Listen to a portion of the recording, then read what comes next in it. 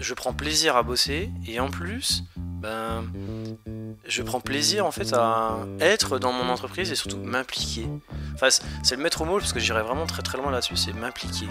Tu vois, c'est m'impliquer dans mon taf. Dans le secteur de l'expertise comptable, au-delà des chiffres, il existe de vrais héros, engagés pour la profession. Ici, on découvre l'ADN de notre génération comptable. Au fait, moi, c'est Judy, Office Manager et créatrice de contenu chez Lama Compta, la plateforme d'emploi 100% dédiée aux cabinets d'expertise comptable attractifs et à leurs candidats. J'évolue dans le monde de la comptabilité depuis plusieurs années et avec Génération Comptable, je te propose de partir à la rencontre des professionnels et des acteurs inspirants du secteur. Bonjour à toutes et à tous nos auditeurs et nos auditrices. Aujourd'hui, nous recevons une personne que nous avons rencontrée aux universités d'été de Paris en septembre dernier, au détour de quelques conférences.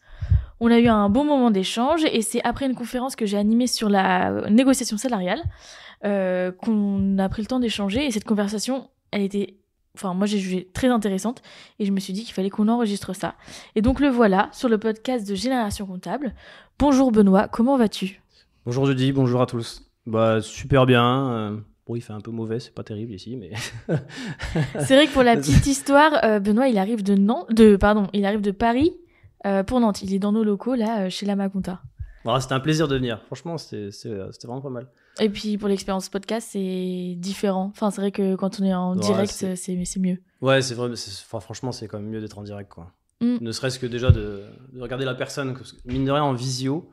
Je sais pas si en visio j'aurais bien aimé ou pas, parce que mine de rien, je sais pas, tu es devant ton écran, t'as moins d'authenticité en fait devant un écran que devant un micro, du même style qu'ici, tu vois, où tu te dis tiens, t'es vraiment devant un micro, tu vois. Ouais, là il y a le matériel qui te met un peu plus dans le contexte exactement, et tout. C'est là où tu dis voilà, l'expérience est plus sympa, quoi. Ouais, je valide. Même pour moi, c'est vrai que d'avoir quelqu'un physiquement en face de moi, c'est plus chouette. En plus, je vois tes réactions en direct, contrairement à travers la caméra. Même si je peux pas me plaindre parce que ça me permet d'avoir en interview des gens qui sont à l'autre bout de la France donc c'est cool quand même. La distance est mieux. Enfin, tu peux interroger plus de personnes, mais ouais. Moi, j'avoue, le relationnel physique, c'est incroyable, quoi. Ouais. Je te recrée pas du relationnel physique que tu peux avoir si tu as l'opportunité d'y aller. Face à quelque chose de visio, face à ton ordinateur, c'est pas non plus c'est pas sans sas, quoi. C'est différent. Ouais, c'est différent. Et du coup, tu disais que là le temps est pas ouf, t'aimes pas notre temps gris nantais Écoute, quand je suis arrivé déjà, je me suis dit il pleut et tout, il pleut. Enfin sur la route, il pleuvait un petit peu, donc bon voilà. Et puis j'ai pas vu encore de super monuments, je t'avouerais, sur Nantes. Là, je me suis dit, pour l'instant, j'ai vu que des voitures et puis des trucs qui étaient pas très. Je me suis dit, pour l'instant, ça m'envoie pas trop du rêve pour le moment. Je me suis dit, mais on va te préparer un petit guide tour parce qu'en vrai, à Nantes, il y a des trucs chouettes à faire et à voir. Voilà. Après, je viens juste d'arriver. Oui, voilà. Je viens juste d'arriver encore. J'ai pas fait le resto, j'ai pas encore profité de la ville à 100%. Tu vois, là, je viens juste d'arriver, je me dis. L'impression, voilà. Mais t'inquiète pas, j'espère qu'à la fin de ton séjour à Nantes, tu repartiras satisfait. Ouais. Bon, rentrons dans le vif du sujet. Donc, tu disais que tu es Benoît, mais parle-nous un peu plus de toi. Alors, moi, je suis collaborateur comptable dans un cabinet qui s'appelle Agex, à Voisin-le-Bretonneux. Je suis expert comptable stagiaire aussi, première année. Alors, je sais plus si c'est stagiaire qu'il faut dire ou mémorialiste, première année. Bref, peu importe. De toute façon, dans tous les cas, c'est le reste de la même chose. Je me suis inscrit cette année et j'ai eu mon DSCG l'année dernière où j'ai passé 5, 6, 7 peut-être. 7 ans à le passer. C'est ultra dur en le passant en candidat libre sur ton temps de travail. En fait, t'as intérêt de bûcher beaucoup plus que la moyenne, j'ai envie de te dire. Donc, mine de rien, je suis content de l'avoir obtenu, tu vois. Et en plus, tu vois, la différence avec Master CCA ou avec école de commerce ou même en fait les autres écoles à côté, mine de rien, t'as pas de... Enfin, tu l'as et t'as pas de passerelle, t'as pas de... Comment dirais-je d'équivalence. Oui, voilà. Ouais. T'as pas d'équivalence en fait en soi. Donc en gros, tu t'es tranquille en fait pendant tes 3 ans. T'as pas de pression à avoir sur... en fait, il faut absolument que j'obtienne mes 2 UE pour aller continuer mon stage, quoi. Donc en soi... c'est vrai que c'est la force de la formation, de la force de la formation, plutôt du secteur, c'est que tu peux te permettre de te former au long de ta carrière. Oui, voilà. En soi, des UE, tu peux les passer tous les ans Ou, enfin, du coup, comme tu as fait un par an, c'est ça? Ouais, j'ai fait un par an, ouais. En Et- fait, j'ai fait une alternance, mais du coup, littéralement, ça s'est mal passé. Mm. Et en fait, à la suite de mon alternance, j'ai décidé de tout repasser quasiment. Enfin, j'avais quelques UV, j'ai gardé, mais sinon, le reste, j'ai tout repassé. Ok. Et dont le mémoire en plus. Le mémoire, je l'avais jamais passé, mais là, du coup, je me suis dit, en fait, c'est l'occasion, il faut que j'en fasse un, quoi. Ah ouais, Donc, et donc tu as fait ça en candidat libre, et comment tu as trouvé la place dans ton temps pour mener à bien ce projet? En fait, alors, je vais pas te cacher que pendant la période fiscale, c'est très compliqué. Mm. Franchement, période fiscale à temps plein, je vais pas dire, mais je sais pas, tu dois faire du 9-19, à peu près, 19h30. Tu rentres chez toi, t'as la tête en chou-fleur. Franchement, c'est se mettre sur se remettre dans les études encore, c'est hyper dur. Moi, en général, j'attendais fin mai, quand en fait je savais que la période fiscale était passée et que finalement je pouvais un peu plus souffler. À partir de juin, je commençais déjà à me dire, mais en fait, comment je vais organiser mes révisions pour que finalement je puisse passer mes UV en octobre. Donc je commençais déjà à m'y mettre à partir de juin. Donc quand j'avais mes 2 UV, je crois que c'était le droit et le SI de mémoire, je sais plus ce que j'ai passé. Bref, il y avait 2 UV et j'essayais de trouver le soir, je me faisais 2-3 heures, je taffais quoi. Ouais. Et le juridique, notamment, c'est une plaie, le juridique. Parce que à apprendre, t'as 1000 pages à apprendre. Je compte même pas, mais je pense qu'à mon avis, t'as un bon paquet de feuilles. Il y a de la matière. Il y a de la matière, et clairement. Et à la fin, tu te dis, putain, quand tu fais les annales, ça peut tomber sur un paragraphe de tes 1000 pages. Et franchement, c'est ultra frustrant de se dire, mais ça, j'ai pas révisé. Oui. Alors après, on va te dire, les différents profs vont te dire, en fait, bon, c'est pas grave si vous arrivez pas à répondre, répondez quand même. Mais si vous avez 0, vous avez 0. Mais essayez de répondre quand même. Allez chercher des petits points. Ouais. Mais c'est ultra frustrant de se dire que finalement, devant la question, on se dit, putain, c'est dans un paragraphe ça. Mais je m'en souviens pas. Oui. De quoi il parle? Voilà. Alors que du coup, tout le reste, tu vas dire, j'ai bûché sur, je sais pas, entreprise en difficulté, procédure de sauvegarde et tout ça. Ça, je connaissais par cœur. Mais tu arrives devant le sujet, tu dis, en fait, il n'y a aucune question dessus. Voilà, c'est là où tu dis, en fait, dans les statistiques, tu vois, en fait, ça tombe à, je sais pas, 60%, ça tombe à 50%. Tu dis, ouais, ça, j'ai bien bûché. Et puis finalement, tu te rends compte que. On est plutôt sur du 20 que du 50, quoi. Donc, bon, ou alors c'est assez frustrant, quoi. Ça tombe, mais en fait, t'as qu'une question dessus et t'as pas vraiment un dossier qui traite de ça, quoi. Et je t'en parle parce que moi, ce qui m'a vraiment le plus frustré à ce moment-là, c'était surtout tous les sujets que j'ai faits. Alors déjà, je crois que c'était 2020, je crois. 2021, je sais plus. Je vois le sujet, je me dis, mais en fait, il y a du financement, il y avait du droit pénal, il y avait du droit de la concurrence, il y avait une question sur le droit de la concurrence, tu avais une question sur droit des contrats, voilà, je veux dire, chaque année, tu as du droit des contrats. Mais là, c'était vraiment, je sais plus si c'était franchise ou si c'était la concession. Bref, je sais plus exactement. Mais ça m'avait marqué, en fait, la diversification des questions. J'en pouvais plus. Enfin, je suis sorti des 4 heures, je me suis dit, enfin, je me suis dit, voilà, 4 heures, voilà quoi. Et puis même quand tu fais tes annales, t'es là en mode, t'as l'impression que t'as fait le tour de toutes les questions un peu possibles, et en fait t'en découvres toujours, quoi. Vraiment, mais c'est tellement vaste, en même temps c'est du droit, quoi. Il y a tellement de spécificités, de particularités. Tu vois, dans un annal que j'ai fait un jour, je sais plus lequel, il y avait tout un dossier sur le pacte d'Utreil. Et le pacte d'Utreil, tu regardes ça sur ton programme, franchement, ça doit faire quoi? Une page. Je sais pas, peut-être 2 à tout péter.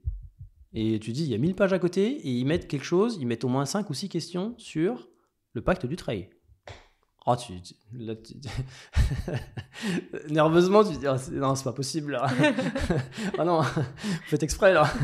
Non, en vrai, c'est là, franchement, tu te dis, putain, ils ont mis que de ça, quoi. Ouais. Après, les questions en soi, je crois que tu avais 5 ou 6 questions, mais les 5 questions, c'était relativement facile et abordable. Mais quand tu te retrouves face au sujet, tu te dis, oh non, mais non. En fait, t'as le stress, tu te dis qu'est-ce qui m'attend. T'as encore, en fait, juste avant, les 5 minutes, juste avant de démarrer ta copie, t'as encore en train de réciter ce que t'as appris éventuellement la veille ou il y a 3 jours. T'es là, tu te dis, j'ai pas oublié ça. Ouais, c'est bon, ça, je retiens encore. Tu vois, en plus, t'as des histoires de délai en plus sur certains chapitres. Tu vois, c'est bon, je pense qu'à mon avis, je suis encore pas trop mal, quoi. Mais après, voilà, hein, t'arrives devant ton sujet et. Une fois que t'es lancé, quoi. Bon, heureusement, tout ça c'est terminé. Maintenant, du coup, t'es en première année de DEC. Donc, tu dis expert comptable, stagiaire ou mémorialiste. Ouais, première année, en fait. Mais, alors, pour en débattre là-dessus, je crois en interne, tu dis plutôt stagiaire. Et en fait, auprès des tiers, tu dis plutôt mémorialiste. Okay. Ça fait plus sympa, en fait, en soi. Oui, donc, oui, c'est vrai que stagiaire, ça a mauvaise presse. Le ouais, mot pour ça. de base, hein, pas juste expert comptable stagiaire, mais stagiaire, ça fait un peu péjoratif. Ouais, voilà, mais surtout près des clients, en plus, quand tu leur dis je suis expert comptable stagiaire, bon, vous êtes stagiaire. En fait, il va pas retenir expert comptable, il va retenir stagiaire. Ouais. Oui, en fait. Pas fun. Ouais, je suis pas vraiment stagiaire, vous savez. Et du coup, ça fait combien de temps que t'es chez Agex maintenant ? Là, j'entame ma 3e année. Ah ouais. Et j'ai fini mon DSCG là-bas, et là, je suis en première année de stage. Ok. Trop bien. 3e année. Et comment t'as connu ce cabinet ? Alors j'y suis allé vraiment au culot. Ok. Moi j'ai appliqué la vieille méthode. Alors vieille. En fait moi à l'époque quand j'étais encore chez mes parents et tout ça, en fait les CV on les déposait directement dans les entreprises. Moi j'ai connu cette époque où finalement du coup t'avais ton CV, ta lettre de motivation, tu prenais ton enveloppe, t'allais directement dans la boîte et tu déposais ça à l'accueil ou directement chez ton dirigeant, quoi. Mais là, en fait, j'ai suivi un peu le même principe mais par le biais de LinkedIn. C'est-à-dire que, en fait, j'ai fait tous les experts comptables de la région. Ok. J'ai envoyé un message à tous les experts comptables de la région.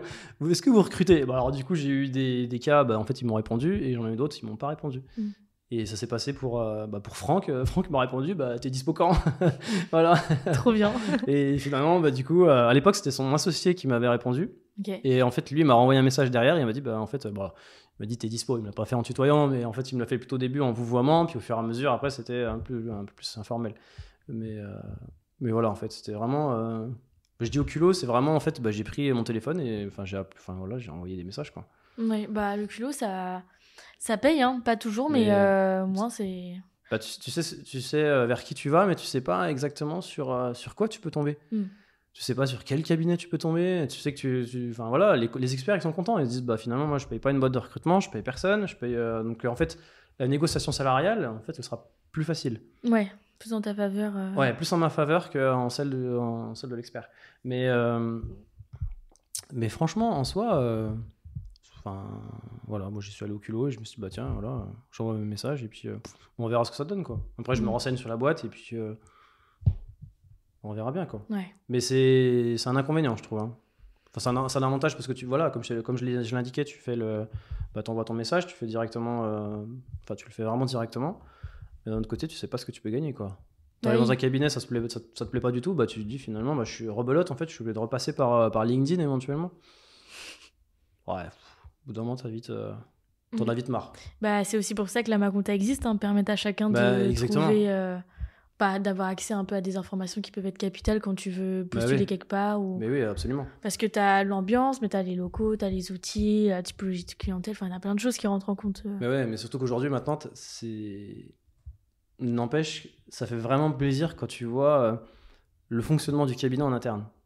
C'est-à-dire que quand tu vois les photos, la manière dont le cabinet est représenté, je trouve ça mais c'est judicieux en fait en soi, c'est incroyable. C'est-à-dire que finalement tu peux te dire mais en fait est-ce que dans le cabinet je peux m'y plaire, et tu as une vision en fait directement du cabinet, et je trouve que c'est ultra plaisant. Et puis ça te permet de remettre un peu l'humain au cœur de l'entreprise, tu vois, parce que avant tu peux peut-être plus te baser sur les compétences en mode j'ai recruté un tel parce que il a tel diplôme et ton année d'expérience. Ok, mais par contre, c'est un mec qui sait pas travailler en équipe et tout. Du coup, c'est des infos que t'aurais aimé savoir peut-être un peu avant, ou tu vois, des choses que tu peux te rendre compte que quand t'as accès à plus de critères, que ce soit pour les candidats ou pour les cabinets.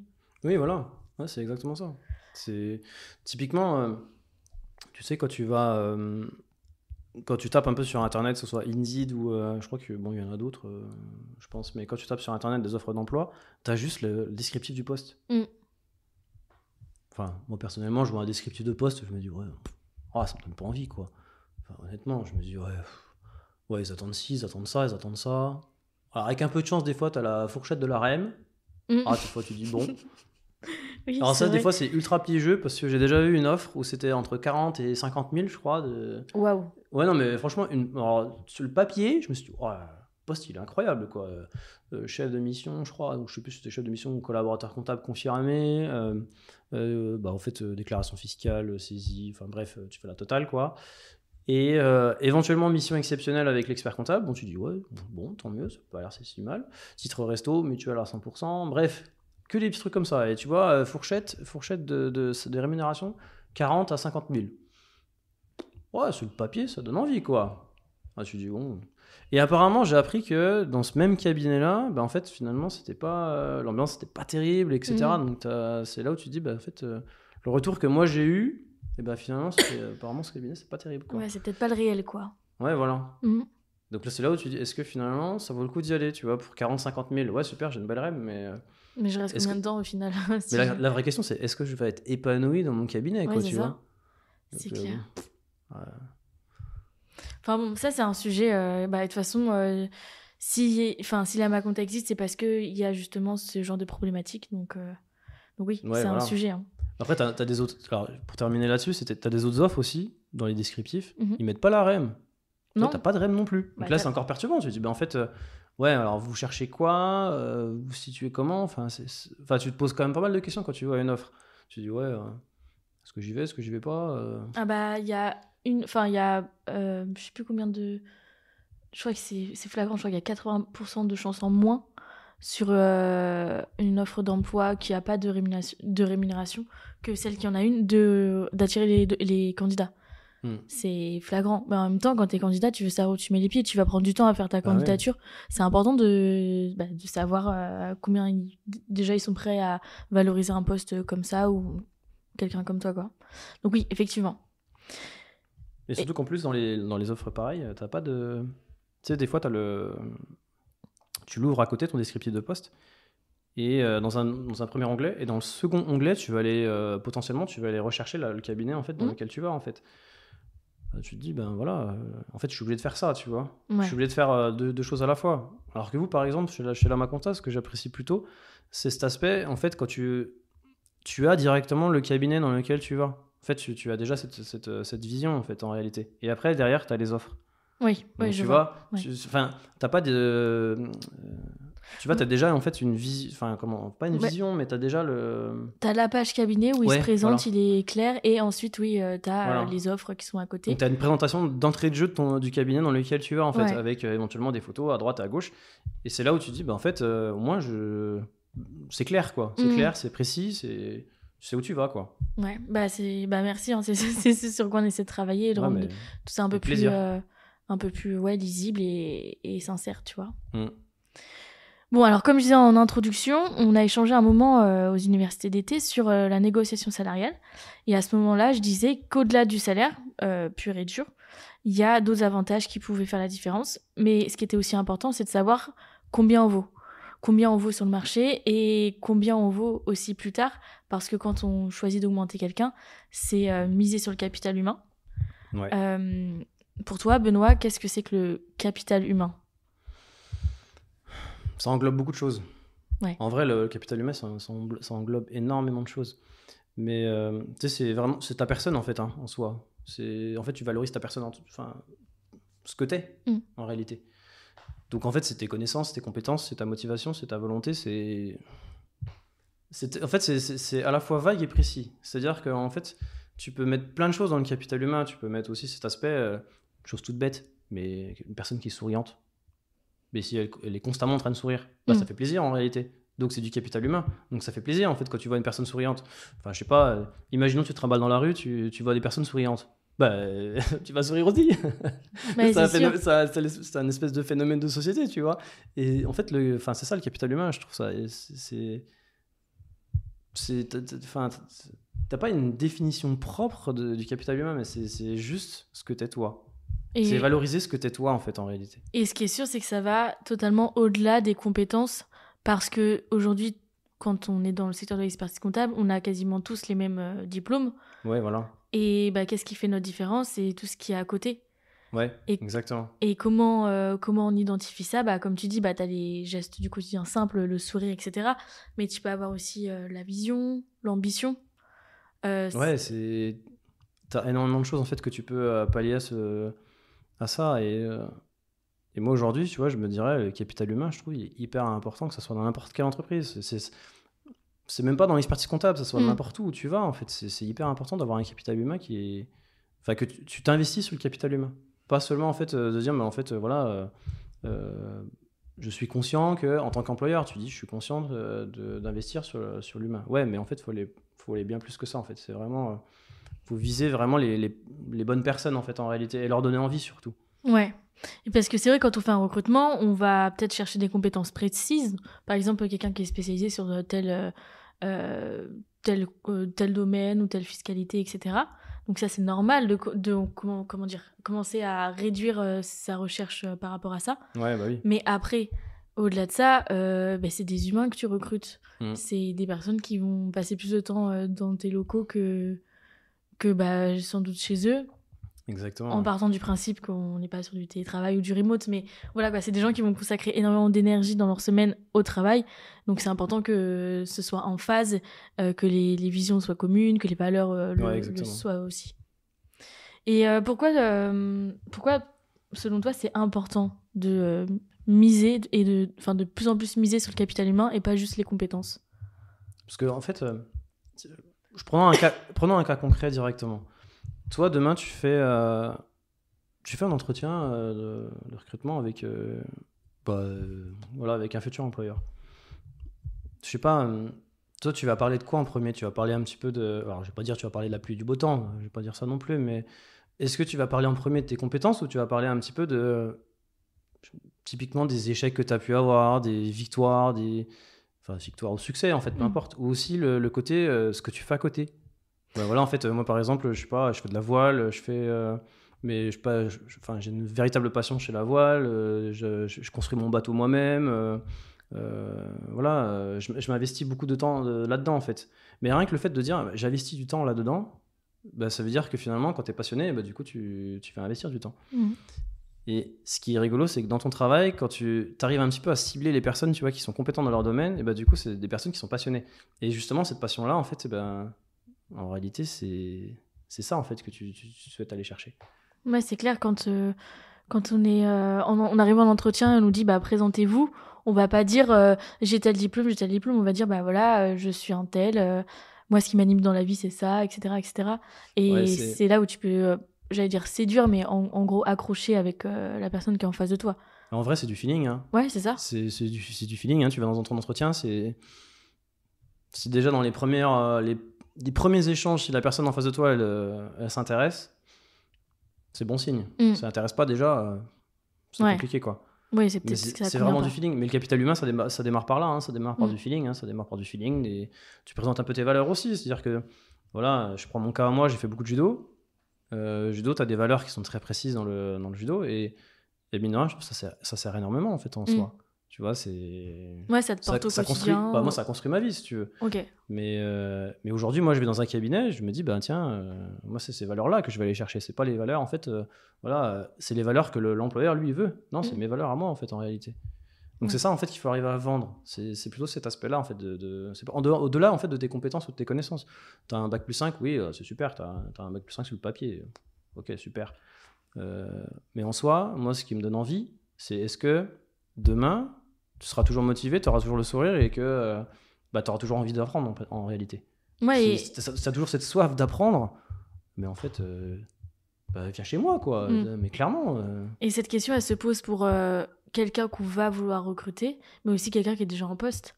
Ouais, exactement. C'est dans les deux cas. La négociation salariale, on peut l'avoir quand on veut signer son contrat, son début de contrat, mais on peut aussi l'avoir à peut-être mi-parcours en se disant je sais pas, ça fait quelques années que je suis là et du coup j'ai envie de valoriser ça, enfin d'avoir une augmentation. Du coup je vais voir mon employeur et je vais essayer de le convaincre d'accepter cette augmentation en prouvant par A plus B et des choses qui ont été concrètes avant que voilà, je suis efficace, mais aussi en disant moi les gars, je suis hyper motivée, vous pouvez compter sur moi sur l'avenir, et c'est ce capital humain aussi qui est important. Ah ouais. Dire ok, demain la boîte elle grandit comme ça, on va avoir de nouveaux besoins. Moi je suis motivée. On va attendre. Celle-là, on s'y attendait pas, celle-là. Maintenant, c'est la machine à café. J'ai pas vérifié qu'elle était éteinte. Du coup, elle vient de se purger, mais là, du coup, elle s'est éteinte, donc on ne sera plus dérangé. Chouette. Et donc, je vais reprendre. Tu veux un café? Je vais reprendre en disant que... donc, je parlais du fait que, oui, c'était important de miser sur le futur, l'ambition des gens. Et quand on est là, quand on est déjà salarié, insister sur le fait que les besoins vont évoluer. Nous, on est motivés, on est en phase. Donc oui, peut-être on peut parler de valorisation ou augmentation, ces sujets-là. Moi, je rebondis sur quelque chose, c'est surtout aussi de parler de tes échecs. C'est bête, hein, mais parler de ses échecs, c'est important. Ouais. Je vois beaucoup de choses en fait passer à chaque fois. C'est en fait on mise sur les compétences, on mise sur les connaissances, on mise sur les succès, etc. Et je me dis c'est dingue, mais on parle pas de ses échecs. Je sais pas, c'est bête, mais je sais pas, tu te dis, tu vois, je parlais de mon cas, mais après je pense que c'est partout pareil. Je veux dire, moi, tu vois, j'ai échoué à mon DSCG par exemple, mais c'est pas pour autant que je me suis dit, ça y est, j'ai échoué, c'est la fin du monde. Tu vois, je me suis dit, non, je vais aller chercher mon diplôme. Mais c'est pareil pour une négociation salariale, c'est pareil pour partout en fait. C'est ma saison fiscale, elle s'est mal passée. Mais oui, j'ai bûché là-dessus. J'ai pas forcément fait les choses en temps et en heure, mais j'y ai pas fait tel ou tel point. Oui, c'est vrai. Mais ça va me servir de leçon. Oui. Ça, c'est cette façon-là, la façon dont moi j'ai travaillé. Tu me dis, ça s'est mal passé. Ok, je le conçois, c'est vrai. Je le reconnais, ça s'est mal passé. Mais moi, je vais me remettre en question en me disant, ça s'est mal passé, mais pourquoi ça s'est mal passé? Qu'est-ce qui a bûché? Et c'est là, en fait, où finalement, ton employeur, des fois, je dis des fois, parce que ça dépend lesquels, c'est là, normalement, où lui, il doit t'accompagner et dire, mais en fait, t'as bûché sur ça, t'as bûché sur ça. Ok, ça roule. Je prends note. Et ça, dans ta négociation salariale, c'est hyper important, je trouve. C'est cet aspect-là, en fait, de dire, moi, tu me dis quelque chose... Tu me fais un reproche, je n'irai pas jusqu'à dire un reproche, mais une réflexion, un commentaire. Moi, en fait, je vais plutôt absorber le reproche, me remettre en question et me dire, ok, je vais bûcher dessus et normalement, la saison fiscale prochaine, je l'aurai plus, cet aspect-là. Oui, c'est ça. Et c'est ça que tu dois valoriser. En fait, en réalité, c'est ça que tu dois négocier. C'est pas de dire, mais en fait, ouais, ça s'est super bien passé, j'étais ultra compétent, j'ai fait du conseil et tout ça. Ouais, ton employeur, il va te dire, ouais, super, c'est pour ça que t'es là, en fait. J'ai rien à dire, en fait, en réalité. Tu vois, oui, t'as fait ton taf, quoi. Ouais, c'est ça. Simplement. Par contre, quelqu'un qui va te dire, ok, j'ai échoué à tel endroit, mais je suis toujours là, je suis toujours motivé et j'ai toujours envie d'avancer. Et je trouve que la connotation là n'a rien à voir. Tu sais, quand t'as quelqu'un en face de toi qui te dit, en fait, ouais, j'ai échoué, pourquoi j'ai échoué? Et après, derrière, en fait... j'ai envie d'évoluer, quoi. Montre-moi le chemin pour évoluer, et c'est ça qu'il faut valoriser. C'est cet aspect-là. Et c'est là, en fait, où finalement, tu te dis, là, j'investis sur du capital humain. Parce qu'en fait, la personne en face de moi, elle a l'envie, en fait, ce qu'on appelait chez nous au judo, c'était la niaque. Tu vois, elle a la niaque, en fait, elle a envie d'avancer, elle a soif d'apprendre. Et c'est ça, en fait, que tu dois valoriser. Et c'est ça où, finalement, ta négociation va être différente. C'est ce qu'on a... C'est absolument... moi, je me dis, c'est là-dessus que... Ouais. C'est un point ultra important. Mais c'est ce qu'on appelle la culture du feedback, il me semble. Le fait d'entendre les critiques. Critiques, c'est pas négatif, hein, c'est des critiques constructives. Et de là, pouvoir réagir. Parce que c'est vrai, on peut se retrouver face à l'employeur et il va te dire en fait, non, j'accepte pas. Donc, soit on se braque et on se dit, on estime qu'on n'est pas assez récompensé à notre juste valeur.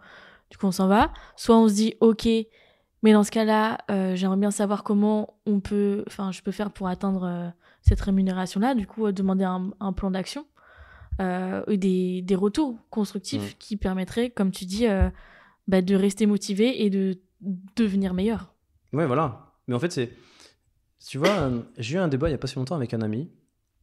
Et moi, je lui ai dit, moi, je travaille pas pour ma REM. Moi, je travaille parce que finalement, ça me fait plaisir de bosser. Ça me fait plaisir, en fait, de travailler pour moi, en réalité. Et ça, c'était... lui, en fait, il me disait, ouais, Benoît, t'es pas à la hauteur de ton marché, enfin, à la hauteur du marché, il faudrait que tu négocies ton salaire, etc. Et moi, je l'ai regardé, je lui ai dit, mais en fait, en soi, c'est bien d'avoir un beau salaire. Je dis pas le contraire, hein, mais sauf que moi, ce que je fais, ça me plaît. Et en fait, ça me dérange pas d'avoir, pour l'instant, d'être en bas du marché. Je m'en fiche, en réalité. Parce que moi, ce que je veux, mon objectif, c'est d'être expert comptable. C'est pas de me dire, en fait, je sais pas comment tourner ça, mais rester en fait à un certain stade et tu vois, me plaindre d'avoir un bas salaire, mais de pas aller chercher le petit plus, en fait, le petit côté, en fait, je vais encore à nouveau gravir à un échelon, encore à un échelon. Tu vois, tu as reçu le Yann Dos Santos, qui a fait qui a fait quoi? Qui a fait l'ascension du Mont Blanc. Et lui, il explique qu'en fait, c'est du mental. Et là, en fait, dans un cabinet, c'est exactement pareil. C'est tu travailles pour toi et tu travailles en fait pour apprendre de nouvelles choses. Encore et encore. Et c'est ça, en fait, c'est ça qu'il faut avoir, en réalité. Si tu attends à chaque fois de ton employeur, c'est à chaque fois tu dis, tiens, ouais, il doit me rémunérer plus, etc. Mais au fond de toi-même, est-ce que toi tu l'as mérité? Est-ce que toi tu bosses pour ça? Tu bosses pour de la REM ou tu bosses pour en fait évoluer dans ta vie? Et je trouve que quand tu réponds à cette question, radicalement en fait ça change. Tu changes totalement de vision en fait. Tu dis mais en fait est-ce que ma REM est plus importante que ce que moi je veux devenir dans la vie? Ouais.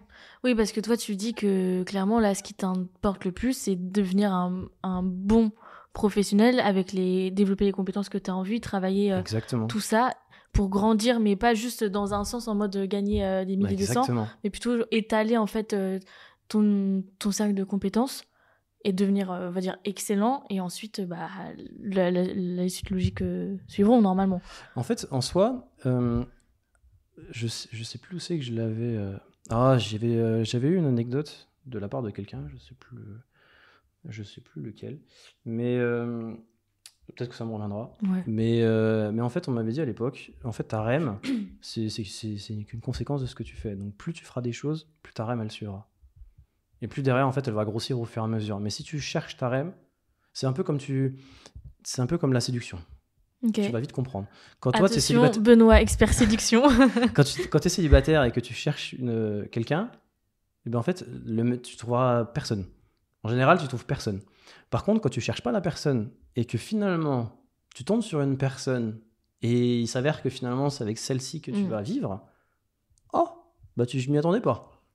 C'est fou quand même, hein? Ouais. Et je considère que la REM, c'est exactement la même chose. La REM, en fait, elle vient au moment où tu t'y attends le moins, en fait, en réalité. C'est qu'en fait, tu prends une valise, tu mets des compétences, des connaissances. La REM, c'est pas grave. Mets tout dans ta valise déjà. Et au bout d'un moment, tu verras, plus la valise va devenir grosse, et après, plus au moment, tu vas te dire, mais en fait, moi, je peux t'en déballer des choses sur ce que j'ai vécu. Et là, par contre, c'est là où tu peux dire, moi, j'ai une vraie valeur ajoutée par rapport à d'autres, parce que moi, je l'ai vécu, ce genre de choses, et je sais ce que c'est, j'ai ces compétences-là, en fait, en réalité. Et c'est ça, en fait, que je trouve qui doit être valorisé. C'est clair. Et du coup, ça nous amène à la question suivante. Toi, en tant que salarié, comment on peut mettre en avant ce bagage-là? Comment on peut aller voir son employeur et dire, arriver, poser la valise et dire, il y a tout ça, du coup, comment vous serez prêt à le valoriser? En fait, c'est ce que je te disais tout à l'heure. Tu sais, c'est un peu les côtés passion que tu peux avoir à côté. Ouais. Imaginons, je sais pas, t'es passionné d'informatique. Tu peux dire à ton employeur, écoute, moi j'ai un bagage que j'ai pas encore développé, c'est mon côté informatique. Est-ce que tu aurais quelque chose en fait à travailler et du coup moi je peux devenir un référent informatique? Je sais pas, hein, j'ai pas d'idée en fait précise, mais en fait d'utiliser les passions que tu peux avoir, les valeurs que tu peux avoir, c'est essayer de les valoriser et de dire mais en fait je peux être motivé en travaillant sur un domaine dont moi je suis passionné, et c'est ça en fait qui prime un petit peu en soi. Ouais. En fait, faut pas que ça soit un échange où finalement tu dis tiens, je te donne toutes mes compétences et c'est tout en fait. Non, il faut vraiment que l'échange il soit ultra constructif en disant bah, ouais, voilà, moi j'aime bien ceci, j'aime bien cela. En fait, c'est vraiment en face de toi, tu as quand même un humain aussi. Hein, certes, c'est ton employeur, mais c'est également un humain. Lui aussi, il a des passions dans la vie, lui aussi. Alors peut-être que le niveau de vie est certes différent, peut-être que lui, il a des passions du golf ou ce genre de choses. Toi, tu peux pas forcément te le permettre, bon, certes. Mais pour autant, je veux dire, tu as quand même des échanges de passions qui peuvent exister et tu peux tomber forcément sur une passion commune. Moi, aux universités d'été, par exemple, bah, tu avais des experts comptables qui étaient ultra passionnés par l'informatique et par l'intelligence artificielle. Bon, moi, je suis pas non plus au point d'être ultra passionné par l'intelligence artificielle. Ça me plaît, mais c'est pas pour autant que, tu vois, avec eux, j'irais me dire, bah tiens, discussion fermée, j'ai pas envie de parler de l'intelligence artificielle. Enfin, je sais pas comment expliquer ça, mais tu sais, discussion vraiment totalement fermée, tu vois, où je vais pas chercher à m'intéresser ou autre chose. Ouais. Mais c'est ça l'idée en fait en soi. Et quand on est recruteur, parfois on veut vouloir valoriser, investir encore plus sur son personnel, mais on n'a pas forcément le budget pour, parce que augmenter de 500 €, c'est finalement en charge patronale plus 1200 €. Voilà. Et il y a d'autres solutions qui existent.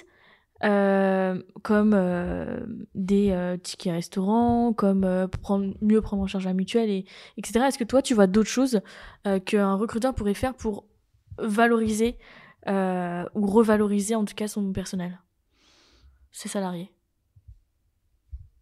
Revaloriser ce salarié. Admettons, au lieu d'accorder une augmentation salariale, quels sont les autres leviers qu'il pourrait avoir pour... Ah oui, ok. Donc là, en fait, on baserait plus pour récompenser.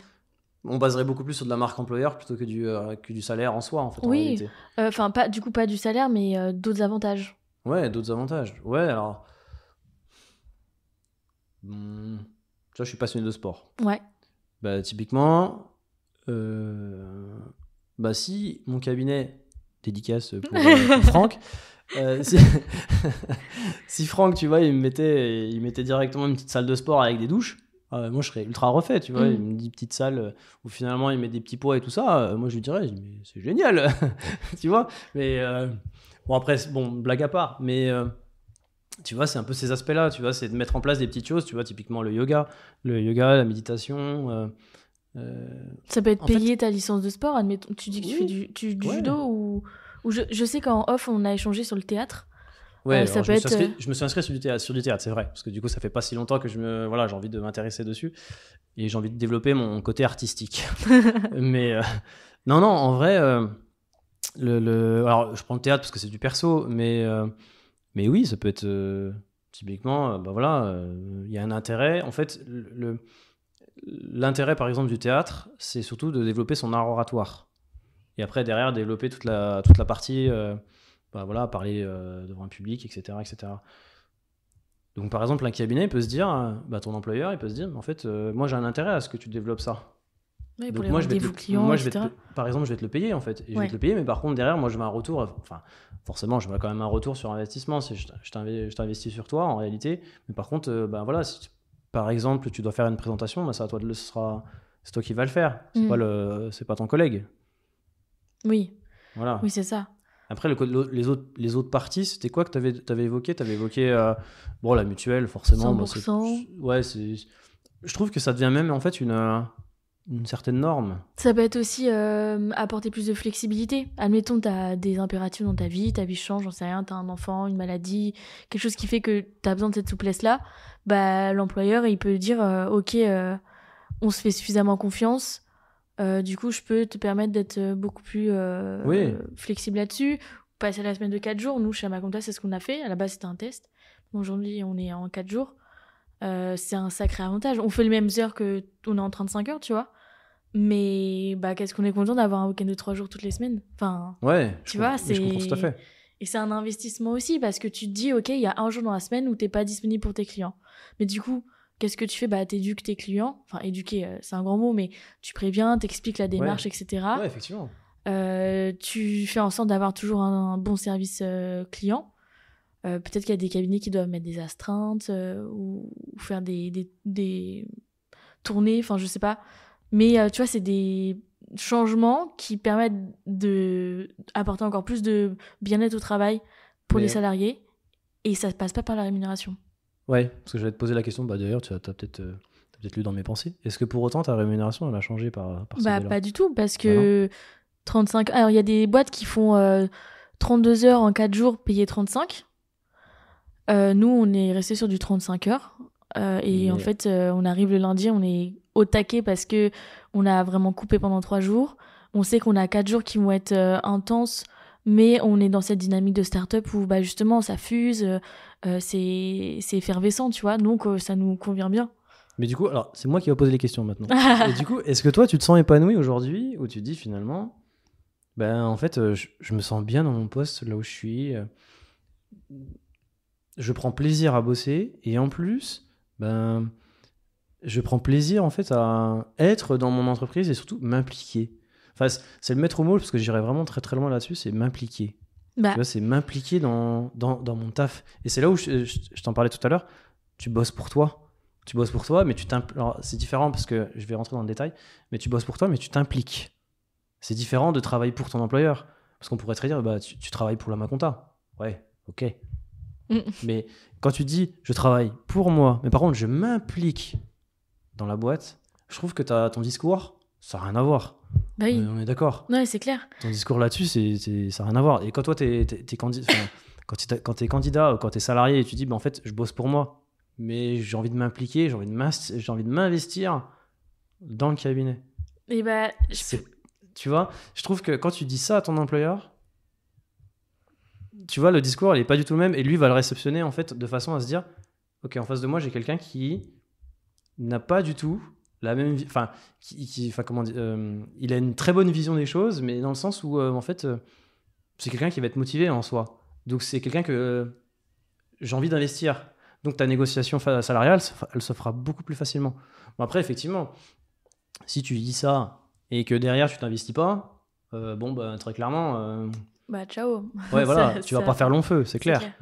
Mais je dirais pas que c'est un pari risqué, parce que c'est pas vrai de dire ça, mais dans le sens où faut être sûr. En fait, l'important, c'est de se connaître soi-même, hein, Antoine Claire.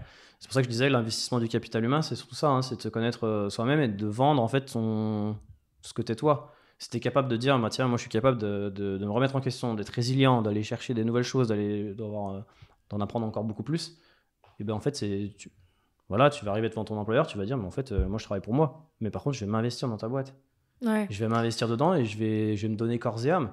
Et ça, tu vois, voilà, comme je l'ai indiqué tout à l'heure, ça, c'est ton discours, il n'a rien à voir là.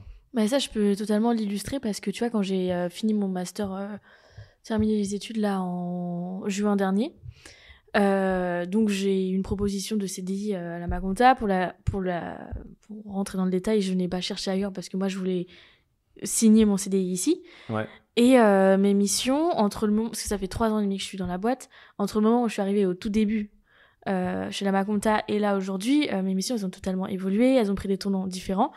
Et ce qui m'a plu, c'est qu'on me proposait des choses différentes. Donc je me suis dit, ok, là, en fait, c'est des opportunités pour moi pour développer de nouvelles compétences.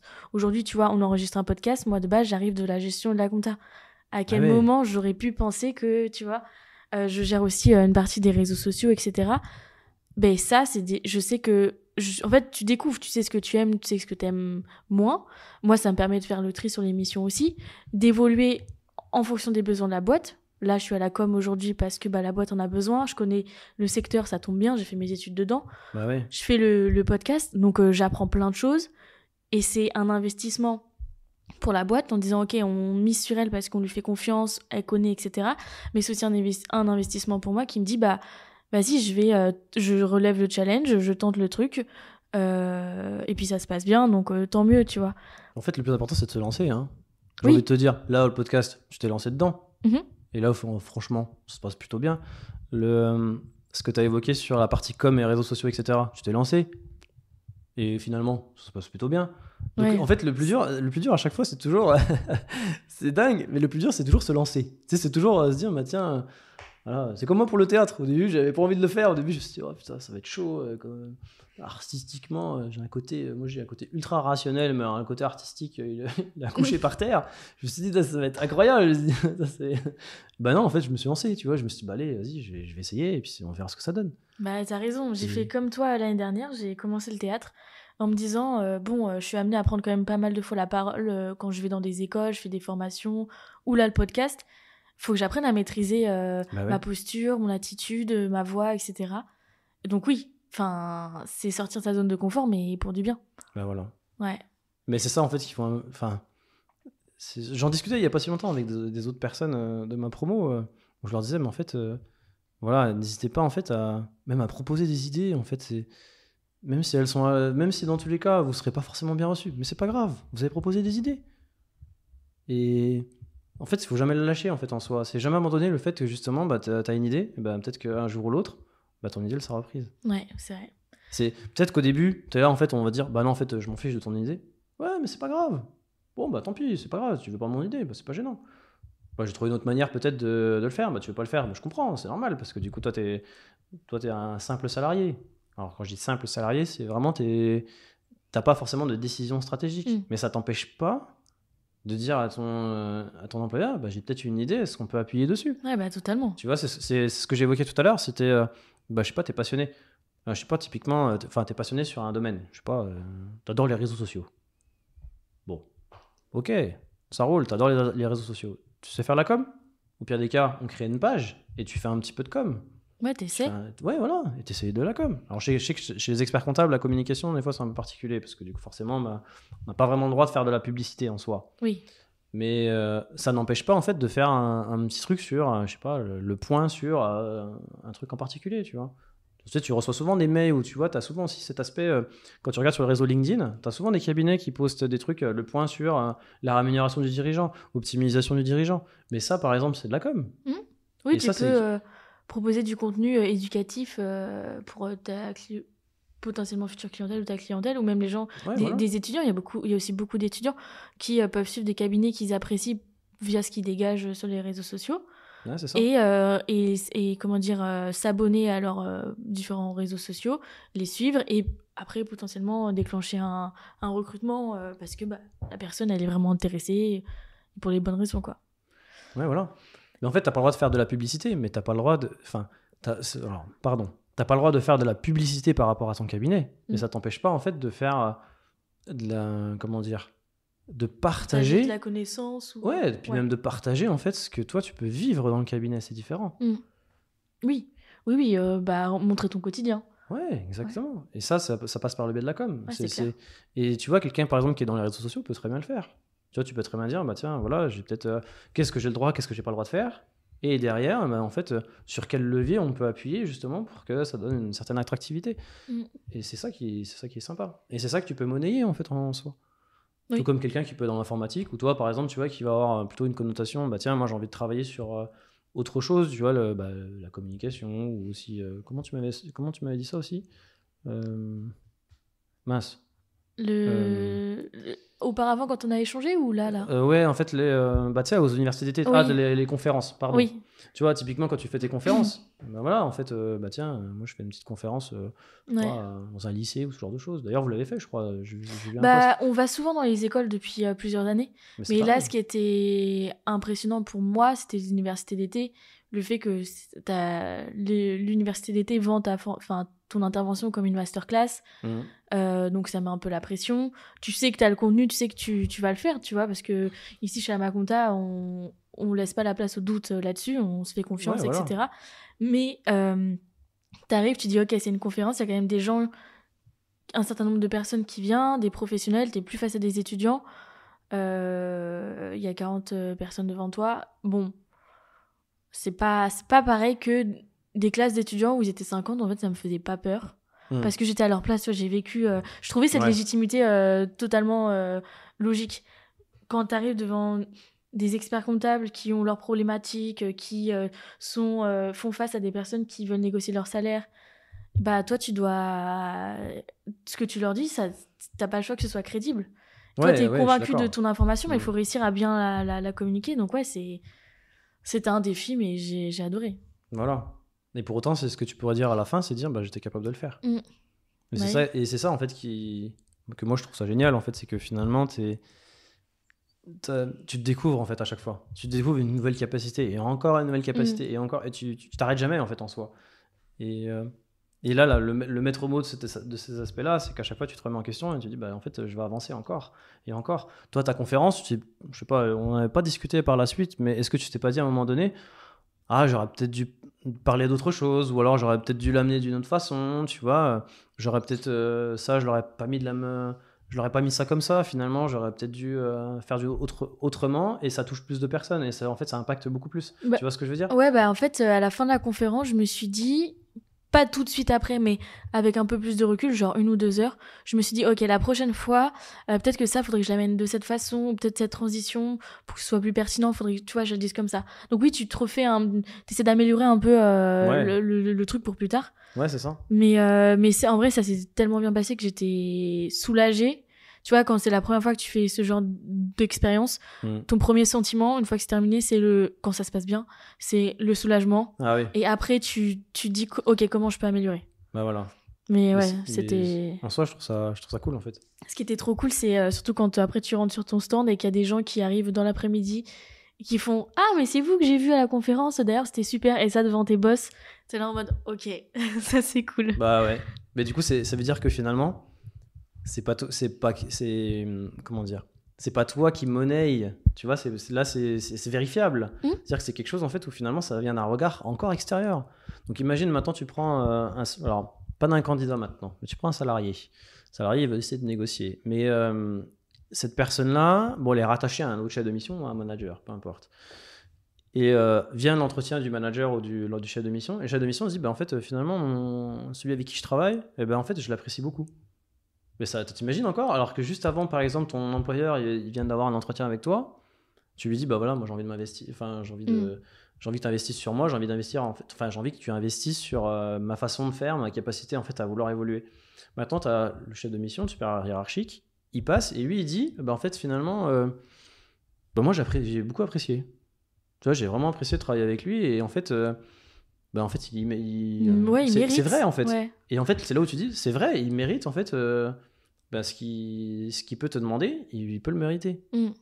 Et je trouve ça, là, tu vois, encore une fois, tu rajoutes encore une encre un petit peu de plus, et tu dis, bah, en fait, voilà, t'as une preuve, en fait, t'as une preuve sous les yeux que finalement, bah, je peux le faire, j'ai la capacité.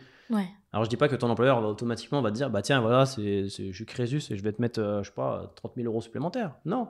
Mais derrière, ça te dit, eh ben en fait, tu vois, je me rends tout doucement, bah je me rends pas indispensable, mais tu vois, je commence à être une petite pièce qui commence à qui commence à grossir, et finalement, bah, tu vois, tu prends, bah, tu prends du grade en soi. Ouais, c'est clair. Et toi, si tu étais employeur, quel ratio tu mettrais entre les compétences et l'ambition d'une personne? En vrai, je mettrais beaucoup, je sais pas, en termes de pourcentage, tu parles? Ouais, pourcentage, ouais. Je mettrais presque 70% sur de l'ambition. Et je mettrais 30% sur des compétences. Bon, je dis pas que les compétences, c'est vraiment... faut pas du tout en parler. J'ai pas dit ça. Je dis juste que, en fait, comme on dit, on le dit souvent, hein, faut mettre les moyens pour l'ambition. Enfin, pour l'ambition, faut s'en donner les moyens, quoi, si tu veux. Et moi, je considère que quelqu'un, en fait, qui va apporter... Enfin, qui aura ses compétences, mais qui va avoir de l'ambition, qui va être motivé... Ça, c'est inné, ça vient de lui. C'est pas... Voilà. Alors que les compétences, ça s'apprend de tous. Bah oui. Donc, oui. Et l'ambition, c'est propre à chacun. Ouais. C'est pour ça que je te dis, c'est du capital humain, c'est ta personne. Si moi, par exemple, demain, je me dis, bah tiens, moi, j'ai envie de récupérer un cabinet. Bah, certes, aujourd'hui, j'ai pas les capacités à reprendre le cabinet. Mais dans 10 ans, on en reparle. Tu vois, c'est là où je te dis, en fait, moi, je me dis, ben, aujourd'hui, non, je suis pas capable. Mais dans 10 ans, est-ce que j'aurai toujours les capacités? Est-ce que finalement, tu vois, peut-être que j'aurai une autre vision des choses, peut-être que ça va changer en 10 ans, j'en sais rien. Mais là où je suis sûr et certain, c'est que je vais évoluer dans ce que j'ai envie de faire. Et voilà, c'est là en fait où je te dis, ben, en fait, dans 10 ans, peut-être que je vais reprendre un cabinet, peut-être que ça va pas être un cabinet, peut-être que ça va être, peut-être que je vais finir DAF dans une entreprise parce que finalement, on va me proposer un pont d'or et que je vais arriver dans une entreprise qui va me plaire et en plus de ça, tout va aller avec en fait en soi. Ouais, c'est clair. Ça, voilà, c'est... Et donc là, si aujourd'hui, tu devais négocier ton salaire, comment tu argumenterais en ta faveur et comment tu le ferais? C'est une question qui est un peu difficile, mais Bon. c'est ton exercice. Alors, faut que mon boss, il écoute pas, hein, parce que sinon... Sinon, tu grilles tes cartes. Bah oui, sinon, je grille mes cartes. Bon, S'il commence à m'écouter... Agex, c'est terminé pour vous. À bientôt pour un autre podcast. En point suspens, là. C'est ça. Non, en vrai, j'irai le voir et je lui dirais en fait que bah voilà, moi ma saison fiscale elle s'est mal passée. Bah, en fait, si je te demande ça, c'est juste pour inspirer potentiellement des personnes qui se posent la question sur Ah oui, comment. ok. Tu vois, D'accord. c'est dans ce sens-là. Ok. Mais en fait, en vrai, moi je me dirais, voilà, bah écoute, bah, j'ai réussi mon diplôme à l'intérieur du cabinet en sachant que je l'ai fait tout un candidat libre. Donc, Et tu vois, j'ai Ultra travaillé- motivé pour le faire. Ouais, voilà, j'étais ultra motivé pour le faire. Et encore une fois, j'étais. Mais en fait, le diplôme, moi, je l'ai fait pour moi. Je l'ai pas fait pour parce que le cabinet m'a demandé. Mm. En fait, lui, il me disait, bah tiens, il faut que tu l'aies le diplôme. Va le chercher ton diplôme. C'est dommage. Par contre, c'est pas mon boss qui a rédigé mon truc. C'est pas lui qui est allé dans les épreuves et qui a rédigé. Oui. C'est pas lui qui a fait tout ça. C'est moi qui l'ai fait. Lui il m'a juste dit, ben fais-le. C'est tout. Donc en soi, ça là-dessus, tu vois, c'est un côté qui est motivant. Mais c'est quelque chose en fait où finalement, j'ai pas eu besoin de le négocier. Ça s'est vu dans les résultats que finalement j'ai eu mon diplôme déjà. Ça c'est une première chose. Et derrière, deuxième chose, c'est surtout aussi, ben voilà, ouais, j'ai eu des échecs là pendant ma période fiscale. Ouais, je me suis pas organisé, j'étais pas bon. J'ai fait des bilans en retard. Tu vois, il y en a quelques-uns. Bon, certes, il y a des clients des fois qui transmettent pas forcément les papiers. Bon, ça arrive, c'est comme partout, c'est n'importe quel cabinet. Mais à côté, moi, j'ai pas forcément. Voilà, je me suis dit, bah, tiens, j'ai mal géré telle ou telle chose. Bah, voilà. Et c'est pas pour autant que je vais y aller en me disant, bah, je vais me faire taper sur les doigts. Non, je vais juste assumer qu'en réalité, j'ai pas assuré sur ce point. Ouais. Mais après, je vais très mal lui dire. Je dis, par contre, moi, j'ai tenu bon jusqu'au bout. C'est un peu comme cauchemar en cuisine. C'est exactement pareil. C'est le même style. C'est que finalement, en fait, le parallèle, tu vas vite le voir, c'est que Philippe Etchebest, il te dit tout le temps, bah, moi, ce que je veux voir, c'est quelqu'un qui lâche pas. Et ben là, c'est exactement pareil.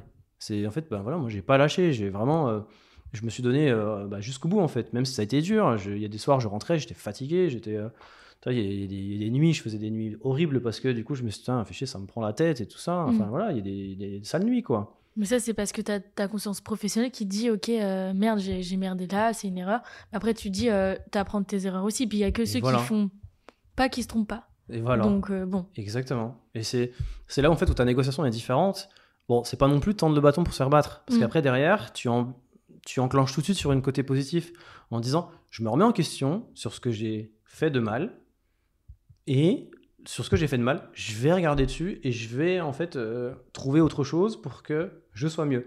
Et c'est là en fait où tu vas donner à ton employeur une clé en lui disant, voilà, moi j'ai envie que tu m'accompagnes sur telle et telle chose parce que justement là-dessus, je suis pas bon.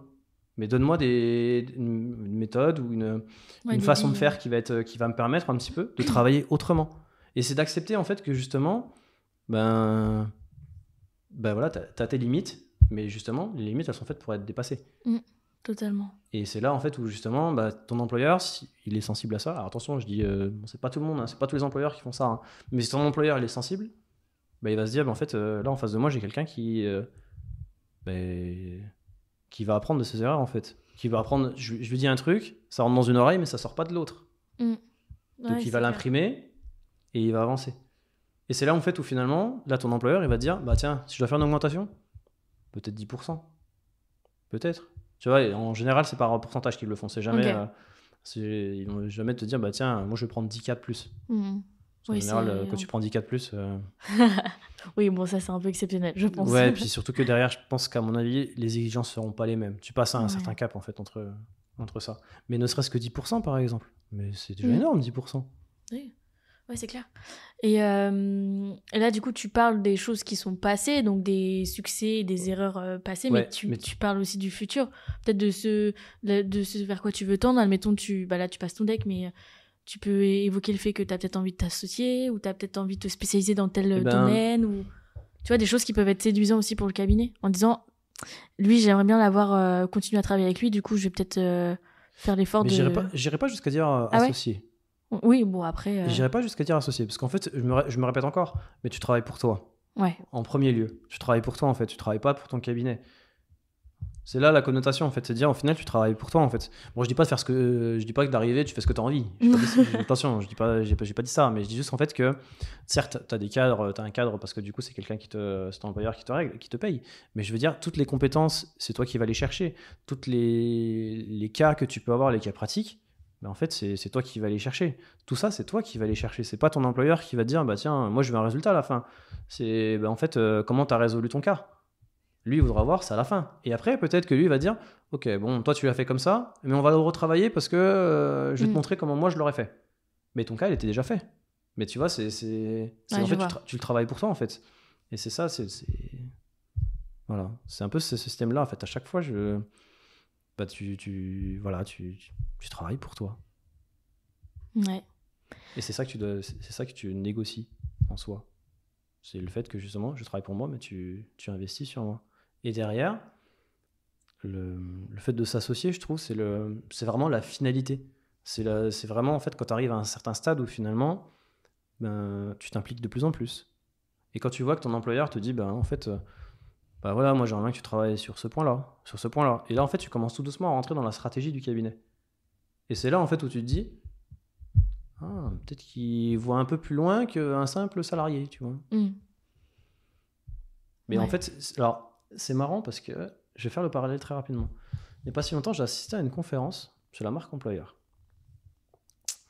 Et là, je ne sais plus qui était c'est un expert comptable qui faisait la conférence. Et il disait en fait que la marque employeur, c'est tous les salariés qui l'animent en fait. Bon, moi, je dirais que en réalité, si tout le monde s'impliquait au fur et à mesure dans ton cabinet, c'est un peu comme un bateau. Tu prends tout un grand bateau. Ton employeur, c'est celui qui est devant et qui va tirer aussi, mais tu as tous les salariés qui vont tirer en même temps. Et c'est là où finalement tu dis, tu as tout le monde qui s'implique. Et quand tu as vraiment cette symbiose, et ben ton employeur, il va te dire, en fait, moi, j'ai pas de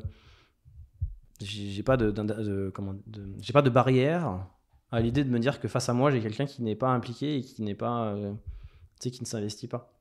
Ouais. Et donc, il va forcément dire, bah tiens, en face de moi, voilà, il a la niaque, il a envie, et donc automatiquement, je peux l'augmenter. Ouais, c'est une belle image, ça, le fait que le bateau, il fonctionne grâce à tout le monde, quoi. Ouais. Exactement. C'est sûr que les meilleurs ambassadeurs d'un cabinet, c'est les salariés qui sont satisfaits, contents, après, etc. Tu vas me donner un contre-exemple. Tu vas me dire, en fait, si ton salarié, il n'est pas forcément en valeur avec ton employeur, enfin, il n'est pas forcément en symbiose et que finalement, les valeurs, elles ne sont pas forcément concordantes. C'est là où justement, il faut se poser des questions et se dire, mais en fait, est-ce que véritablement, je suis dans le bon cabinet ? Est-ce que je suis heureux ? Est-ce que je suis heureux ? Est-ce que je suis épanoui ? Est-ce que l'image du cabinet, c'est pas l'image, mais est-ce que le fonctionnement du cabinet, le fonctionnement interne me plaît ? Est-ce que l'ambiance me plaît ? Est-ce que tu vois, il y a plein de questions à se poser en fait, en réalité. Ouais, c'est clair. Donc le travail en soi. Oui, enfin oui, moi ça me paraît totalement logique, mais c'est bien de le répéter. Le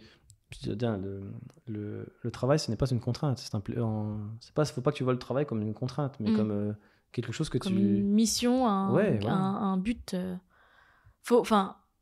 Aujourd'hui, il y a des gens qui ont des métiers, ce qu'on appelle les métiers d'hygiène. Donc en fait, ils travaillent pas par passion, mais parce que dans notre société aujourd'hui, il faut travailler pour avoir un salaire, pour vivre. Et du coup, tu vis, tu retournes au travail. Tu vois, c'est ce cycle-là. Et il y a des gens qui sont passionnés. J'ai eu cette conversation avec mon petit frère le week-end dernier qui est en crise existentielle parce qu'il rentre sur le marché du travail. Il vient d'être diplômé. Et ce qu'il imaginait et ce à quoi il est confronté, ça colle pas. Ouais. Et du coup, lui, il était un peu dépité en se disant, en fait, les métiers passion, ça n'existe pas. Moi, j'adore ça. Et en fait, je pourrais jamais en vivre. Et du coup, c'est là où j'ai essayé, en faisant mon devoir de grande sœur, lui dire que si, c'est possible, mais que peut-être que ça mettra plus de temps, ou peut-être qu'il faut penser différemment les choses pour atteindre des objectifs. Et parfois, ça passe par peut-être changer d'entreprise, ou te lancer à ton compte. Bon, quand on est dans le secteur de l'expertise comptable, tu peux pas être expert comptable comme ça, il faut passer tes diplômes, mais tu as quand même le choix de où tu vas. Donc c'est important de bien choisir. Après, en cabinet, ça t'empêche pas de devenir chef de mission, de devenir manager. Bah non. Et ça t'empêche pas d'être associé aussi. Hein. C'est juste que la petite subtilité, c'est que dans tous les cas, celui qui doit être majoritaire doit être expert comptable. Voilà, c'est la subtilité, c'est tout. Sinon, ça t'empêche pas d'être associé. Hein. Bah oui, tu peux. Bah oui. C'est clair. Tu peux très bien être associé sans être expert comptable. Hein. Donc je veux dire, l'ambition, dans un cabinet, tu peux très bien en avoir et te dire, mais en fait, moi je vise, j'ai envie d'être associé. Bon, il faut quand même, bah voilà, c'est comme partout. Faut un bagage, une expérience. Faut un bagage, il faut cravacher, il faut travailler, il faut pas avoir peur de se sacrifier. Non, mais tout se mérite. Je regrette sur ce mot-là, mais je veux dire, il faut pas avoir peur de se sacrifier un peu, tu vois. Il y a des priorités que tu dois faire. Bah, typiquement, tiens, regarde, moi, je peux te parler de mon cas, moi. Moi, tu vois, ma femme me tape tout le temps sur les doigts parce que justement, le voyage, elle adore. Mais moi, en fait, le voyage, c'est pas quelque chose que je me dis, bah tiens, en fait, ça me transcende, j'ai envie de voyager tout le temps. Tu vois, je me dis, bah non, en fait, moi, ce qui me plaît, c'est bosser, quoi.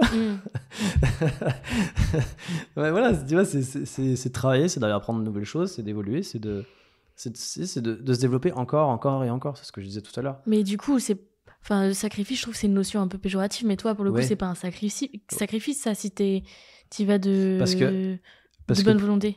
Parce que toi, tu le vois comment ? Tu le vois comme quelque chose de péjoratif. Alors que moi, je le vois comme quelque chose, en fait, où bah, je fais un sacrifice maintenant, mais peut-être que le sacrifice de maintenant, il va me permettre d'avancer sur beaucoup de choses plus tard. Ouais, je vois. Ok. Tu vois ? Tu vois, je me plais dans ce que je fais parce que, justement, je prends du plaisir, en fait, à avancer sur des choses. Et à côté, en fait, certes, bah, je sacrifie des voyages, je sacrifie peut-être ma vie de couple, en fait, avec ma femme qui me dit, bah, en fait, moi, j'ai envie de voyager, j'ai envie de faire avant, par exemple, qu'on a un enfant, par exemple. Je sais que je sacrifie ce genre de choses. Mais je me dis, d'un autre côté, bah, je sais qu'à un moment donné, bah, tu vois, peut-être que quelques années après, bah, nous, on pourra faire des voyages, mais façon un voyage peut-être plus sympa. Tu vois, faire une croisière où finalement on pourra se permettre de faire une croisière en faisant, je sais pas, 15 jours par exemple. Alors qu'aujourd'hui, tu vois, je vais te dire, ouais, on a envie de voyager, mais par contre, en termes de moyens, je vais être ultra limité. Oui, alors que je te dis ça dans 10 ans, je vais me dire, bah tiens, mon travail me permet d'avoir une certaine rémunération parce que j'ai bien cravaché jusqu'à maintenant. Par contre, maintenant, quand je vais faire un voyage, bah, je mets le paquet sur le voyage, quoi. Tu vois, je me dis, bah tiens, là, je fais le voyage, là, par contre... on n'y va pas juste pour enfiler des perles, tu vois. On y va vraiment pour voyager, quoi. Vraiment pour profiter un maximum. Ouais, pour toi, c'est investir maintenant de toi à toi, à fond, pour que après tu te sentes beaucoup plus libre. Et ouais. C'est ça. Oui, comme quand tu fais une prépa, tu sais, avant les grandes écoles ou quoi, où tu sais que tu as 2 années où, entre guillemets, tu dis t'as pas de vie. Mais c'est juste que c'est 2 années qui sont intenses, où tu as beaucoup de travail, mais qu'une fois que t'en sors, bah, t'es rentré dans l'école c'est ça. Que tu voulais et tu kiffes et voilà, quoi. Voilà. Après, ça t'empêche pas de travailler, ça t'empêche pas de... Ah non. Sauf que t'es un peu plus libre, en fait, en soi, et te dire, mais en fait, voilà, j'ai cravaché, j'ai sacrifié des choses. J'ai sacrifié des choses, mais derrière, ça a porté ses fruits. Bah, c'est ça, en fait, que je te dis. Et c'est un plaisir, en fait, à te dire que bah, je me suis sacrifié, mais t'as un effet de dopamine qui va arriver parce que t'as une satisfaction de te dire, putain, j'ai vu ce que je voulais, quoi. Je me souviens, moi, le bac, par exemple, je suis arrivé devant ma feuille au bac, enfin, c'est la feuille des résultats, là. T'imagines même pas à quel point, quand je suis arrivé devant, j'ai vu, bah non, rattrapage. Oh putain, oh là là, j'ai pris une claque à ce moment-là. Je me suis dit, oh putain, bah non, c'est pas possible. Ouais. Tu vois, mais c'est là où tu dis, bah en fait, mais sauf que j'y allais en fait en mode, pas forcément touriste, mais tu vois, j'avais pas cravaché, j'avais pas travaillé mon bac à ce moment-là, tu vois. Par contre, au rattrapage, là, par contre, j'ai mis bouchée double. Hein. Bouchée double, et finalement, j'ai rehaussé tous mes 2 notes, je crois, à l'époque. Je crois que je suis passé de 7 à 15 et de 8 à 12 ou 13. Mais parce que j'ai cravaché comme un malade, quoi. Ouais, et après, quand je suis arrivé sur le BTS et DCG, bah, c'était pareil. Tu vois, là, je me suis dit, bah, non-stop, quoi. Je travaille, je fais que ça. Et je limitais vachement mes sorties, mais par contre... à côté, je travaillais beaucoup. Et à la fin, j'en ressors, et bah, finalement, j'ai un 15. Je crois que j'ai eu 15 de moyenne au BTS, je sais plus. Et au DCG, c'est pareil, j'avais 12 ou 13 de moyenne. Et en plus, j'ai explosé. Je crois que j'étais premier de ma classe sur du management ou sur la compta pro, je crois, à l'époque. Ok. Mais tu vois, c'est juste parce que finalement, tu cravaches à côté, tu te cravaches très dur. Mais à la fin, t'es quand même content quand tu vois quoi ? Tu vois admis. À la fin, tu vois admis. Ça fait hyper plaisir. Ouais, j'ai ressenti le même effet, c'est pour le DCG. Quand j'ai vu admis, je dis... Ça, c'est ultra plaisant. Non, bah, je viens de croire. Mais voilà, c'est là où tu te dis, bah tiens, j'ai sacrifié des choses et à la fin, tu as du résultat. Et là, c'est... Je sais même pas comment décrire la sensation que tu as. Je sais pas si toi, tu passes le master social en ce moment là. Non, moi, c'est terminé. Toi, c'est terminé. Ouais. Typiquement, quelle sensation tu as eu lorsque tu as vu admis au master CCA? Bah, moi, tu vois, ça a commencé master CCA dans l'établissement dans lequel j'étais. Ouais. On avait donc c'est des examens au semestre. Et donc, tu as tes relevés de notes et tu es obligé de valider tous tes semestres pour avoir toutes tes notes, quoi. Enfin, tout ton master. Et on avait énormément de travail et tu vois des notes qui s'enchaînent, qui sont plutôt bonnes, moyennes ou moins bonnes, tu vois. Donc, tu as toujours ce doute-là. Et quand à la fin, tu arrives à la fin de ton semestre et que tu vois, du coup, nous, c'était écrit validé. Tu vois, semestre validé, mais là, tu es en mode... ça te rebooste, en fait, pour le semestre d'après. Tu dis, mais allez, ça y est, tu vois, plus que 2, plus que 3, plus que 1, enfin... Mais oui, mais moi, c'est ça que je trouve ultra plaisant, en fait, en réalité. Mais c'est pareil, en fait, c'est pareil avec du salaire. Tu te dis, bah tiens, moi, aujourd'hui, je suis à tel salaire. Ok. Bah, je dis à mon patron, bah voilà, tiens, investis sur moi, parce que du coup, moi, j'ai des capacités. Enfin, j'ai la capacité, en fait, à évoluer, etc. Donc, bon, je dis pas, donne-moi 10%, je vais pas lui dire comme ça, mais en gros, j'aimerais que tu m'augmentes. Bah, du coup, la partie qui va t'augmenter, bah, en fait, ça va te rebooster encore. Tu vas te dire, bah, en fait, super, il m'a entendu. Il me fait confiance. Ouais, etc. exactement. Après, peut-être qu'il va chercher à te négocier un peu. Toi, tu te présentes, tu dis, bah tiens, moi, je veux 15%. Bon, forcément, il va se dire, bon, attends, je vais essayer de réduire ça. Bon, bah voilà, peut-être descendre à 12, peut-être. Mais au final, t'as quand même 12% de plus. Et toi, tu te dis, bah au moins, il m'a écouté. Ouais, c'est clair. Tu vois, il m'a écouté. Et mine de rien, tu vois, bah, à chaque fois, tu te dis, je vais quand même faire un sacrifice. Enfin, pas sacrifice. C'est pas un sacrifice en soi. Mais ça veut dire que finalement, bah, je vais prendre ce qu'il me dit, je vais agir dessus, et ainsi de suite. Alors certes, je dis pas que ça va être automatiquement que des succès, hein, très clairement. Hein. Mais ouais, après, il faut être capable de se remettre en cause, essayer de comprendre la critique, quoi. Et puis, c'est exactement la même chose. T'as plusieurs solutions. Soit c'est non, soit c'est oui, mais avec un objectif. Voilà, donc après, ça dépend. C'est ça. Bon, on approche de la fin du podcast. Ah, c'est vrai? Oui. Oh, quel dommage. Est-ce que tu veux rajouter quelque chose avant que je te pose notre dernière question? Ouais, un petit truc qu'on n'a pas évoqué, c'est quand on est en négociation salariale, ou que ce soit un salarié ou que ce soit un candidat, hein, de se mettre bien à l'idée de se dire que en face de soi, on a un humain aussi. En face, c'est ton employeur, mais c'est un humain aussi.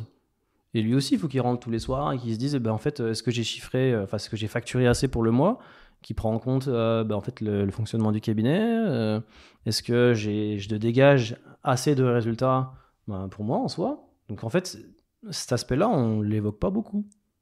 On se dit, ouais, on prêche pour notre paroisse en disant, moi je veux 40 000 parce que je veux mon salaire tous les mois. Quoi. Enfin, ouais, sauf que mine de rien, pour lui, c'est un pilotage. Ouais, et ça représente quoi du coup pour lui? Potentiellement, c'est quoi? Tu rajoutes 50% supplémentaires de charge salariale. Ouais, donc patronale et tout ça. Et en plus, derrière, du coup, tu dis, tu prends 40 000, 40 000, tu rajoutes 20 000 de plus, 60 000. Plus les frais de structure, outils, etc. Ouais, tu peux facilement doubler après derrière. Donc de 60 000, tu passes à 120 000. Donc en gros, il faudrait que potentiellement tu fasses 130 000, 140 000 de CA pour que tu puisses rentabiliser ton salarié, plus éventuellement le fonctionnement du CAB. En gros, que le salarié en question, lui, dans son portefeuille, il est 130, 140... Ouais, ok. À peu près, ouais. Mais ça, c'est du pilotage. Mais nous, on ne le voit pas forcément quand on est salarié. On ne voit pas ce genre de choses. Bah oui, est-ce qu'on se met à la place de l'employeur? Bah non. En général, on n'a pas on se dit, tiens, l'employeur, lui, il s'en met plein les poches, etc. Mais un expert comptable, tu m'excuses, c'est 8 ans d'études, c'est de la responsabilité. Si jamais tu as un avocat qui met en demeure parce que un ancien client, il n'a pas forcément eu le bon conseil, toi, tu le vois pas. C'est l'expert comptable qui va le faire. Oui. Et qui c'est qui va aller devant le juge si jamais il y a un pépin? C'est pas toi qui va y aller, c'est lui. C'est pas la même responsabilité, c'est sûr. Quand tu signes tes comptes, oui. Voilà. Mais en soi, son résultat, je le considère, son résultat, son salaire, je le considère normal. Au vu de sa responsabilité, je le considère normal. Mais là où finalement nous on peut appuyer en tant que salarié et même en tant que candidat, c'est de se dire je me mets à ta place, dire que Moi aussi, tous les soirs, je prêche pour ma paroisse et moi aussi, j'ai envie de rentrer en étant serein, quoi. C'est pareil pour ton employeur, quoi. Ouais, c'est clair. Cet aspect-là, en fait, moi, je trouve de ce côté-là, on n'y pense pas assez. Mais t'as bien fait de préciser. C'est vrai. Et nous, en fait, alors, encore autre chose à rajouter, c'est que pour les futurs experts comptables, stagiaires, mémorialistes, etc., bon, certes, nous, on se dit, bah tiens, voilà, on a un petit argument supplémentaire en se disant, bah, en fait, nous, on a potentiellement le diplôme plus tard. Mais sauf que plus tard, on va se retrouver aussi en face de lui. Enfin, on va se retrouver face à quelqu'un qui est candidat aussi. Donc là, en fait, le discours qu'on aura eu il y a quelques années ne sera plus du tout le même. Parce que là, tu vas te dire, bah oui, mais moi, je tiens à mon résultat aussi. Bah oui. Moi, c'est mon résultat, j'y tiens aussi, tu vois. C'est ma REM d'un côté. Donc, c'est là où, en face de toi, tu vas te dire, bah, en fait, la personne, elle est, je sais pas, elle veut 40 000. Ouais, mais s'il est uniquement compétent, mais que derrière, il ne montre pas de motivation, il ne montre pas d'ambition, il ne montre rien du tout. Ouais. Et oui, qui permet pas au cabinet de grandir ou de se développer. Ah bah oui. Ouais, tu as envie de les mettre, toi, les 40 000 Imaginons, tu te mets à sa place, tu te dis, bah tiens, super, moi j'ai en face de moi, j'ai quelqu'un qui souhaite 40 000, qui a bac plus 5, mais par contre, en fait, en termes d'ambiance, je sais pas, tu vois, est-ce que véritablement ça te donne envie, toi? Pas sur le papier, non. Voilà. Je préférais favoriser quelqu'un qui voit plus loin et qui veut...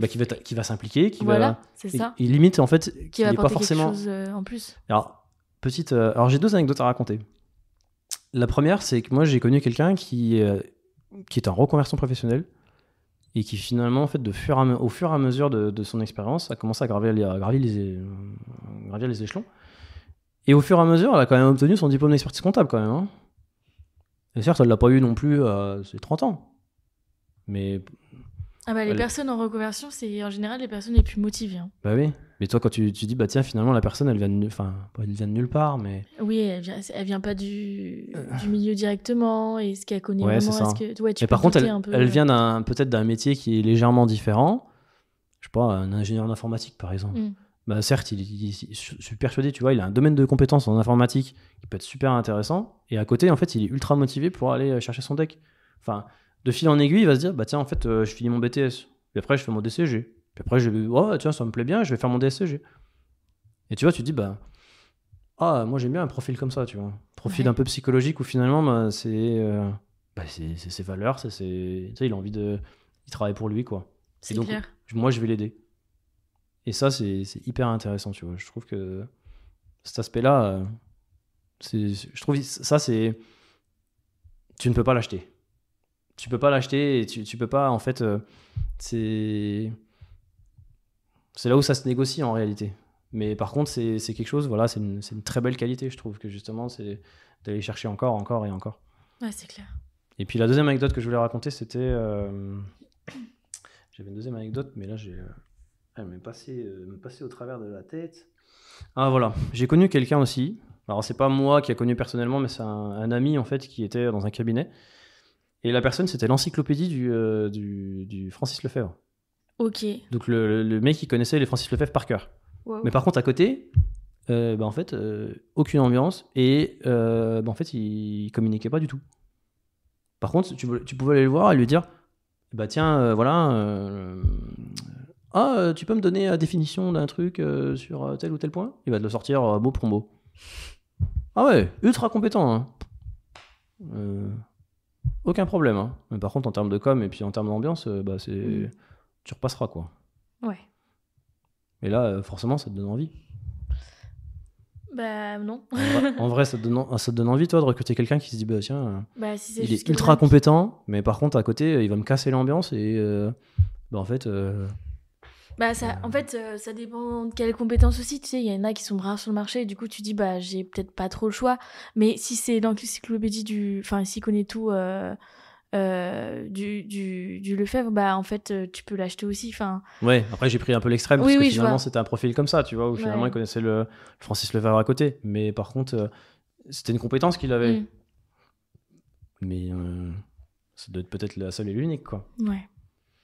Bah moi, je suis convaincue que c'est un collectif qui fait grandir une boîte et que les compétences, ça s'apprend tout au long de nos carrières. Donc, je favoriserai toujours l'humain. Après, on ne sait jamais ce qui se passe dans la vie. Ouais, voilà. Je suis pas chef d'entreprise non plus, mais voilà. Voilà. Mais c'est se dire aussi, en tant que salarié, toi aussi, voilà, de penser aussi à son chef d'entreprise, quoi. De pas juste te dire, en fait, c'est pour moi, enfin, tu travailles pour toi, mais bon, mine de rien, il faut avoir aussi un petit peu d'empathie envers ton employeur. Ouais. Parce que lui aussi, il travaille pour lui. Mais c'est là où tu travailles dans le même bateau. Voilà. Exactement. Bon, je finirai là-dessus, parce que sinon, je peux encore déblatérer pendant 15 ans. Mais... Bon, merci pour ce petit rajout. Ok, alors du coup, notre dernière question, c'est la question que je pose à tous les invités qui passent sur le podcast. Ouais. C'est si tu étais un compte comptable, lequel serais-tu et pourquoi? Quel compte? J'aime bien le 120. Ok. Alors, 120, mon résultat, quoi. Mais j'irai un peu plus loin, c'est plutôt... Alors, il n'y a pas vraiment de compte, mais c'est ton résultat d'exploitation. Ok. Parce qu'en fait, limite, ton compte 120, tu prends en compte ton résultat financier, ton résultat exceptionnel. Mais celui que j'adore, moi, c'est ton résultat d'exploitation à la fin, quoi. C'est-à-dire que finalement, plus il est positif et plus tu l'as bien piloté. Donc, moi, je l'aime bien. Ok, merci pour ta réponse. Merci pour toutes tes réponses. Y a pas de et quoi. d'avoir fait le déplacement jusqu'ici. J'espère que tu profiteras bien de ton week-end. En vrai, il y a plein de choses à faire sympa à Nantes. Ah c'est cool. Du moment qu'on mange bien, surtout c'est le plus intéressant. Ouais, il y a de quoi se régaler. Bon, super. Merci beaucoup de m'avoir invité alors. Et avec plaisir. Salut. À la prochaine. Merci d'avoir écouté cet épisode de Génération Comptable et de contribuer avec nous au rayonnement de la profession.